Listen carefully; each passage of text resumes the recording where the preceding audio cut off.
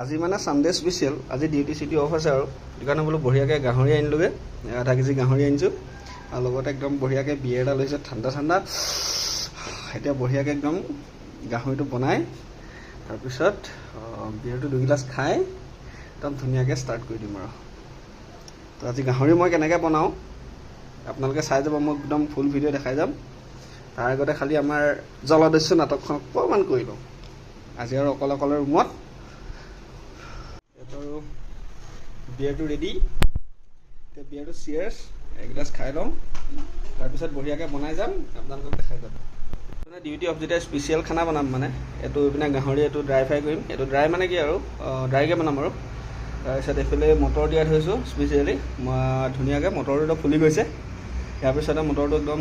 ধুনীয়াকৈ ঘুগুনি বনাম আজি ঘুগুনি তাৰপিছত আৰু এইপিনে লাই আনি থৈছোঁ লাই আৰু গাহৰি দি ড্ৰাই বনাম আৰু ভাত একদম বঢ়িয়াকৈ আজি খাব লাগিব দেওবাৰ এনেকৈ বিন্দাছকৈ একদম হেৰাফেৰি চিনেমাখন লগাই লৈছোঁ আজি আৰু ছানডে এনজয় কৰিব লাগে একদম কম্পিউটাৰ লেপটপটোত একদম পূৰা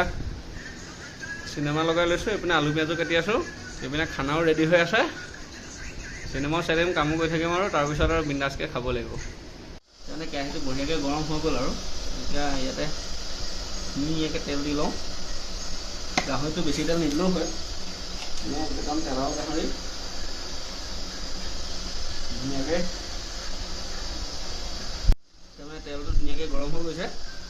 এতিয়া লাহেকৈ এইটো পিঁয়াজ আৰু বিলাহীতে প্ৰথম পিঁয়াজটো দি লওঁ তেল একদম ধুনীয়াকৈ গৰম হৈ গৈছে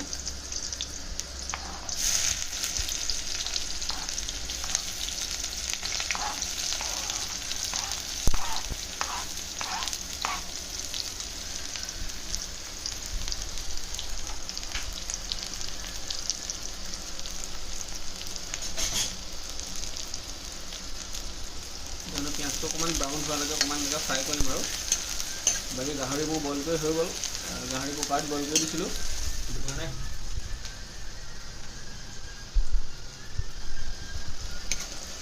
কাৰণে মানে নেদেখালোঁ আৰু বইল কৰাটো এতিয়া পিঁয়াজটো একদম ধুনীয়াকৈ ব্ৰাউন হ'ব ইয়াতে মছলা চছলা চব দি দিম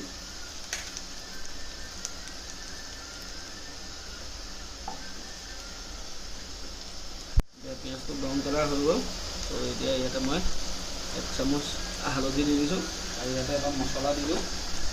মছলাটো মানে কি হয় মই মছলাটো মানে অলপ সৰহকৈ কিনি আনি পানি মানে একদম চব মিক্স কৰি মানে এনেকৈ ৰাখি লওঁ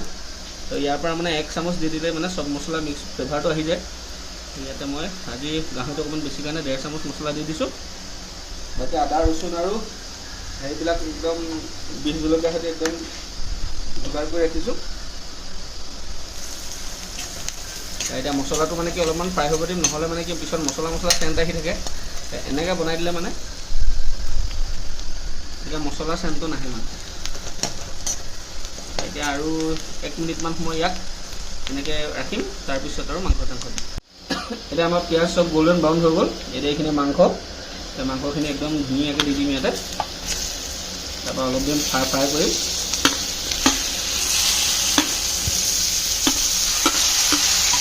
আলু আৰু মই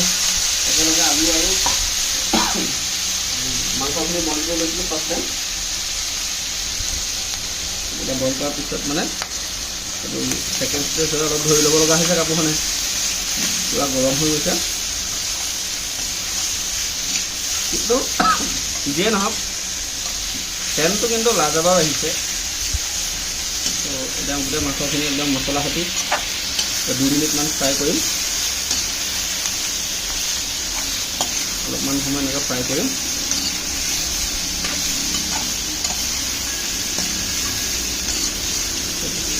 এতিয়া মাংসখিনি অলপমান ফ্ৰাই কৰি ল'লোঁ এতিয়া বিলাহীখিনি ইয়াতে দি দিওঁ বিলাহীখিনি অকণমান কালাৰটো আহিব আৰু বস্তুটো অলপ খাবলৈও টেষ্টি হৈ যায় বিলাহী দিলে এতিয়া বিলাহীখিনিৰ লগত একদম মাংসটো ধুনীয়াকৈ তো তললৈ আপোনালোকে চাওক কিমান ধুনীয়া তেল লৈছে গাহৰি বহুত ধুনীয়া তেল বহুত ধুনীয়া গাহৰি কাটিছিলে আজি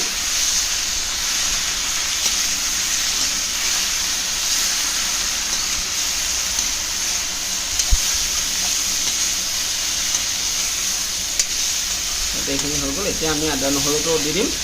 আদা নহৰুটো দিয়াৰ পিছত অকণমান সময় ফ্ৰাই কৰিম, তাৰপিছত অলপমান পানী দি পেলাই সিজিব দিম। তাৰপিছত আমাৰ খানা আজি ৰেডি হৈ যাব। এটা সেইপিনি মানে আমি চব যোগাৰ কৰি লৈছোঁ, এইটো খুন্দনা, তাৰপিছত একদম বিহ জলকীয়া, আদা ৰচুন একদম পূৰা ধুনীয়াকৈ খুন্দি থৈছোঁ। ইয়াতে দি দিছোঁ একদম বিহ জলকীয়া সৰহকৈ দিছোঁ, আজি অলপ জ্বলা দি বনাম মানে, আৰু অকণমান জ্বলা হ'লে খাই ভাল লাগে, মাছ মাংসত অলপ জ্বলা নহ'লে ভাল নালাগে। একদম ধুনীয়াকৈ দি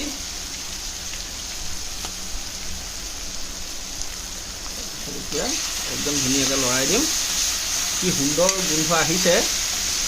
আজি খাবলৈ মানে বিৰাট টেষ্টি হ'ব, সেইটো মানে মোৰ মনে কৈছে। এতিয়া অলপ দেৰি ঢাকি ৰাখিম, ইয়াত ঢাকি ৰখাৰ পিছত অলপ পিছত আকৌ উদঙাই একবাৰ লৰাই দিম আৰু তাৰপৰা নিমখ টেষ্ট কৰিম। যদি চব অ'কে আছে তেতিয়াহ'লে খানা খাম আৰু। এতিয়া আমাৰ গাহৰি একদম বনাই টিপটপ ৰেডি হৈ গ'ল, দিছে একদম পূৰা কেনেকুৱা কালাৰ, জবৰদস্ত কালাৰ, একদম চব কালাৰ চালাৰ হৈ গ'ল, একদম খানা পিনা ৰেডি। এতিয়া একদম বঢ়িয়াকৈ খাব লাগে। তো আপোনালোকৰ যদি কেতিয়াবা মন যায় ক'ব, বনাই মেলি খুৱাম। আৰু এনেকুৱা ধৰণৰ খানা ভিডিঅ' পাবলৈ লাইক শ্বেয়াৰ কৰি দিব। Thank U.